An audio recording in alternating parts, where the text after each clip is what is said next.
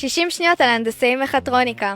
התחלנו. מה זה בכלל מכטרוניקה? שילוב חכם של מכונות עם עולם האלקטרוניקה. בסוף התלמידים מקבלים דיפלומה של הנדסאי מכונות, שההתמחות היא מכטרוניקה. הלימודים הם יותר רובוטיקה או תוכנה? זה לא עניין של יותר או פחות, זה שילוב של שניהם. רובוטיקה ותוכנה זה חלק מההתמחות של מכטרוניקה בתוך הנדסאי מכונות. הלימודים הם יותר תיאורטיים או מעשיים? הלימודים הם גם וגם. יש לנו חלק תיאורטי לבחינות חיצוניות, ויש לנו גם מעבדות מעשיות. איזה הסמכות מקבלים במהלך הלימודים? מקבלים הסמכה בינלאומית ב-AI, בינה מלאכותית, והסמכה ארצית בתוכנת SolidWorks מול סיסטמטיק ישראל, תוכנת טיב"ם, סרטוט בתלת ממד. האם יש שילוב של AI בלימודים? כמובן, אנחנו משלבים בינה מלאכותית במערכות מכטרוניות, שאנחנו כותבים תוכנה, שאנחנו עושים חקר למערכות מכטרוניות. זה חלק בלתי נפרד מהפרויקט גמר. ולסיום, טיפ לסטודנטים.